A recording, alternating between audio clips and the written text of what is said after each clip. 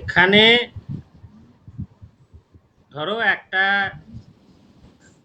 Resistor মানে একটা রোধ যেটাকে বলা হয় আর কি, সেই রেজিস্টরের মধ্যে দিয়ে একটা হয়তো ওই অল্টারনেটিং ইএমএফ একটা দেওয়া হয়েছে। হুম। অল্টারনেটিং ইএমএফ যদি দেওয়া হয়, সেই ইএমএফটা হচ্ছে ইকুয়াল টু ই0 সাইন ওমেগা টি। ঠিক আছে। হ্যাঁ স্যার। ইকুয়াল টু ই0 সাইন ওমেগা টি হতে পারে, কিন্তু অনেক সময় দেখা যায় যে ভোল্টেজটা যেরকম যেরকম ভাবে বাড়ছে, কারেন্টটা কিন্তু সঙ্গে সঙ্গে সেই রকম ভাবে বাড়ে না। এমন হতে পারে ভোল্টেজটা হয়তো বাড়লো, কারেন্টটা একটু পরে বাড়লো। তার মানে কি একই ফেজে তারা নেই।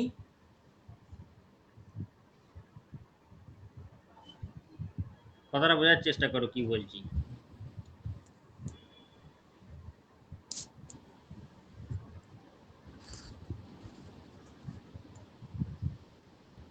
হ্যাঁ স্যার, এটা একই এবার বুঝতে পারলাম। মানে একই ফেজে কিন্তু তারা নেই, এমন হতে পারে।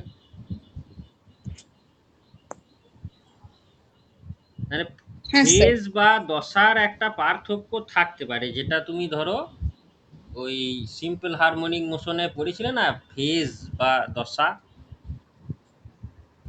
সেই হ্যাঁ ফেজের স্যার। একটা ডিফারেন্স থাকতে পারে, আবার নাও থাকতে পারে। তো এখানে আমি ধরে নিলাম যে ফেজ একটা আছে, দিয়ে এখানে দিয়েছে যে ইকুয়াল টু ই0 সাইন ওমেগা টি, আর I equal to I0 sine omega T plus phi. এই ফাইটা হচ্ছে phase angle between E and I, মানে এদের ফেজের পার্থক্য। হুম।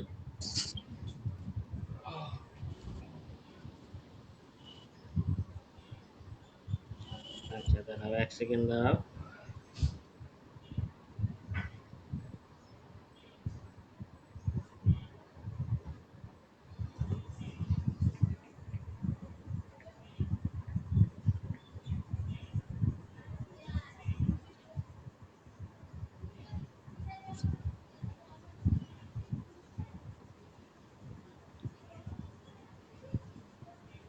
ওই দাঁড়াও দেখি।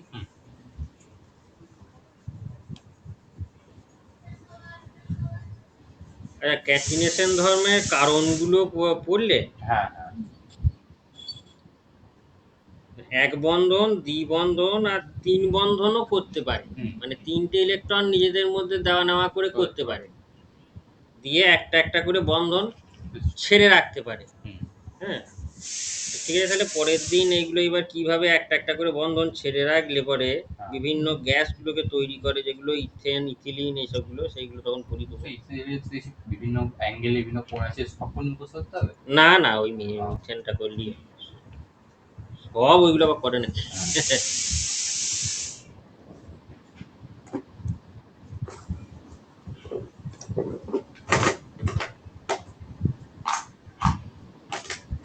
হুম, তাহলে এই সুদেশ নাকে বলছি, দেখো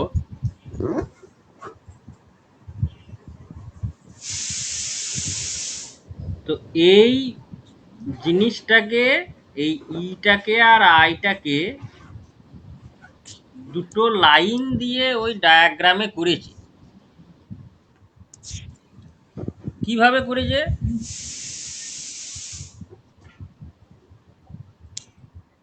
না, একটা এক্স এক্স ড্যাশ একটা অ্যাক্সিস করেছে, শুনতে পাচ্ছ তো যেটা বলছি? হ্যাঁ স্যার। আর ওয়াই ওয়াই ড্যাশ একটা অ্যাক্সিস করেছে। এবার টি টাইমে টি টাইমে ইটা কতটা অ্যাঙ্গেল ঘুরবে?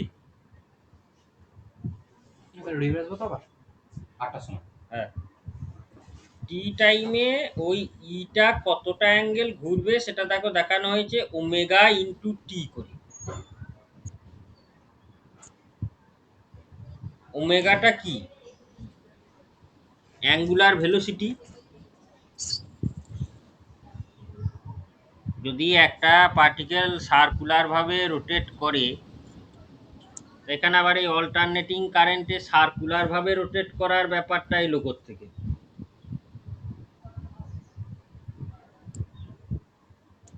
সেটা বুঝতে পারলি কি?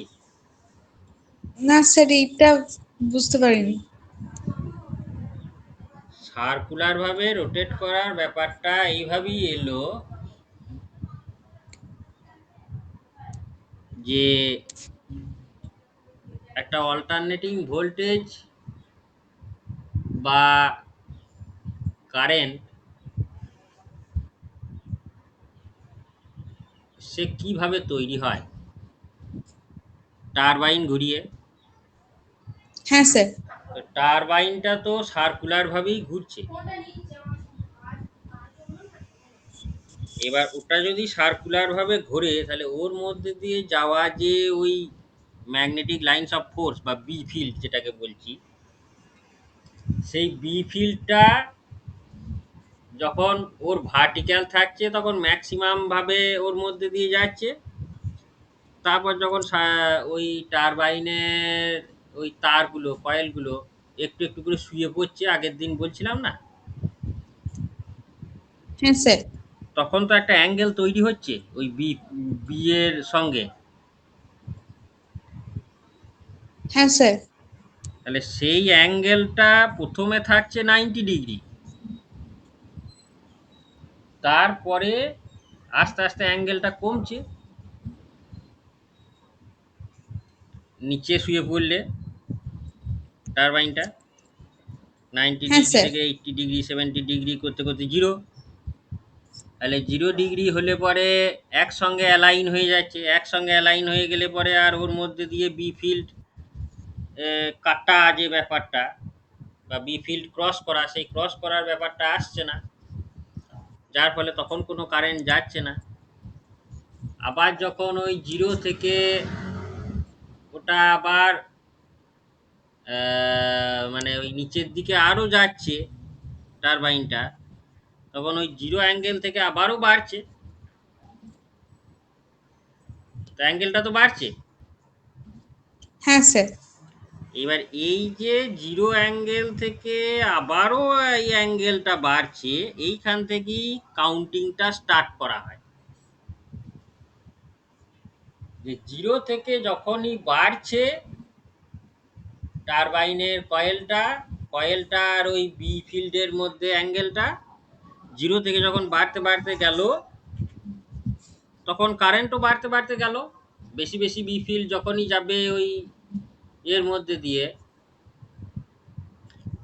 কি বলে, কয়েলের মধ্যে দিয়ে, তখনই বেশি বেশি কারেন্টও যাবে, তাই তো? হ্যাঁ স্যার। মানে এইখান থেকেই কিন্তু কাউন্টিংটা স্টার্ট হচ্ছে, মানে time T equal to zero এখান থেকেই শুরু হচ্ছে, অ্যাঙ্গেলটাও জিরো এখান থেকেই শুরু হচ্ছে, এবং গ্রাফটাও এখান থেকেই স্টার্ট দেওয়া হচ্ছে। গ্রাফটা যেহেতু এখান থেকে স্টার্ট দেওয়া হচ্ছে, ওই দেখবে চ্যাপ্টারের প্রথমেই যে গ্রাফটা দেওয়া আছে 6.97 পেজে, ওই যে লাল যে গ্রাফটা দেওয়া আছে না অল্টারনেটিং কারেন্ট, হ্যাঁ স্যার। ওই জিরো থেকে ওপরের দিকে গিয়েছে। হ্যাঁ। এবার এই জিরো থেকে উপরের দিকে গিয়েছে মানে কারেন্ট বেড়েছে, এবং কারেন্ট ওই যেখান থেকে বেড়েছে সেখান থেকেই ওই টারবাইনের মানে কয়েলটা আরও নিচের দিকে গিয়েছে, হরাইজন্টাল থেকে আরও নিচের দিকে গিয়েছে, এবং তার অ্যাঙ্গেলটাও বেড়েছে। বুঝলে তো কথাটা? তো হ্যাঁ এইবার স্যার। এই এই যে অ্যাঙ্গেলটার কথা এখানে এলো, এই অ্যাঙ্গেলটাই এখানে বলেছে যে ওই ওদের মধ্যে যে অ্যাঙ্গেল সেইটাই হচ্ছে ওমেগা ইন্টু টি। ওমেগাটা হচ্ছে অ্যাঙ্গুলার ভেলোসিটি কার, না ওই টারবাইনের। তাহলে ও টি টাইমে সঙ্গে যদি গুণ করি ওমেগা ইন্টু টি, তাহলে ওই কি পাবো, থিটা পাবো। থিটা ইকুয়াল টু তো হ্যাঁ স্যার। ওমেগা টি, যেটা আমাদের ওই রোটেশনাল মোশন থেকে পাওয়া যায়। তো যাই হোক, থিটা না লিখে ওমেগা টি লিখছে। এখন E equal to E zero sine omega T একটা লিখেছে, আর I equal to I zero sine omega T plus phi একটা লিখেছে। আর ভোল্টেজ দিলেই যে সঙ্গে সঙ্গে কারেন্ট চলতে লাগবে সেটা নাও হতে পারে, কিছুটা সময় লাগতে পারে। সেই সময়ের মধ্যে টারবাইনটা হয়তো আরো কিছুটা নিচের দিকে এগিয়ে গিয়েছে, হুম, নিচের দিকে নেমে গিয়েছে, দিয়ে তারপরে কারেন্টটা চালু হয়েছে। তো এইটাই হচ্ছে ফেজের ডিফারেন্স, যে টারবাইন কিছুটা অ্যাঙ্গেল এগিয়ে গিয়েছে আর কারেন্টটা কিছুটা অ্যাঙ্গেল পিছিয়ে পড়ে আছে। কতটা অ্যাঙ্গেল, না ফাই অ্যাঙ্গেল। এইখানে যেটা লিখছে যে where phi is the phase angle between E and I, phase অ্যাঙ্গেলটা ওইভাবেই আসে। এইবার তুমি যদি বলো যে সব ক্ষেত্রেই কি আসে, সব ক্ষেত্রে নাও আসতে পারে, এটা যন্ত্র অনুযায়ী নির্ভর করে। ভোল্টেজ দিলাম, কোনো যন্ত্রে সঙ্গে সঙ্গে কারেন্ট চলতে লাগলো, কোনো যন্ত্রে একটু পরে কারেন্ট চলে, সেটা হয়। ইলেকট্রিক্যাল যন্ত্রের মধ্যে যে শুধু রেজিস্ট্যান্স থাকে তা তো নয়, ইন্ডাক্টারও থাকতে পারে, ক্যাপাসিটারও থাকতে পারে। এবার একটা ক্যাপাসিটারের মধ্যে ভোল্টেজ দিলে সে কি সঙ্গে সঙ্গে বাইরের সার্কিটে কারেন্ট চালাবে নাকি? তার তো চার্জ না। হতে কিছুটা টাইম লাগে। এর কিছুটা টাইম লাগলেই টারবাইন ততক্ষণে কিছুটা ঘুরে যাবে এবং কিছুটা ফেজ অ্যাঙ্গেল হবে, তাই তো? হ্যাঁ স্যার। তুমি এই ধরো ওয়াশিং মেশিনে সুইচ দিলে, ওয়াশিং মেশিন চালিয়েছ? হ্যাঁ স্যার, চালিয়েছি। এবার ওয়াশিং মেশিনে ধরো স্টার্ট সুইচটা দিলে সঙ্গে সঙ্গে ও চলতে শুরু করে দেয়, বাই বাই করে ঘুরতে শুরু করে দেয়? না স্যার। একটু তো প্রথমে ধীরে ঘোরে, দিয়ে তারপরে ফুল স্পিডে ঘোরে, তাই তো? হ্যাঁ স্যার। তাহলে তো কিছুটা ফেজ অ্যাঙ্গেল চলে এলো। ভোল্টেজ কিন্তু আমি দিয়ে দিয়েছি, ভোল্টেজ সে তার নিজস্ব স্পিডে ঘুরছেই, কিন্তু কারেন্টটা কিছুটা অ্যাঙ্গেল নিয়েছে, কিছুটা সময় নিয়েছে। এইটাই হচ্ছে ফেজ অ্যাঙ্গেল, এবং এই ফেজ অ্যাঙ্গেলটা যে লাইন দিয়ে রিপ্রেজেন্ট করা হয় সেটাকেই বলা হয় ফেজর। এখানে দেখো দুটো ফেজর দেখিয়েছে, তোমার ওই ডায়াগ্রামটায় বোধহয় কি কি কালার দিয়ে দেখিয়েছে, আমার এখানে সবুজ আর লাল। আমারটাও স্যার সবুজ আর লালই দিয়েছে। হুম, এবার সবুজটার নাম কি দিয়েছে? ই জিরো? না, সবুজটাকে মানে লাইন দিয়ে দিয়েছে E0, আর রেডটাকে দিয়েছে I0। হ্যাঁ, সেটাই বলছি। তার মানে ভোল্টেজটা যেখানে আমার ওমেগা টি অ্যাঙ্গেলে ঘুরে আছে, কারেন্টটা হয়তো ওই আরও ফাই অ্যাঙ্গেল বেশি ঘুরে আছে। হুম, কারেন্টটা আরও ফাই অ্যাঙ্গেল কিন্তু বেশি ঘুরে আছে। বুঝতে পারলে কথাটা? এইবার বেশিটা হ্যাঁ স্যার। কমও হতে পারে কোনো কোনো জায়গায়।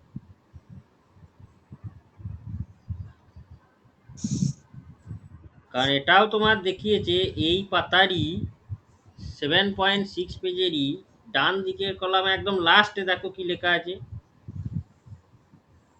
লাস্ট লাইনটা।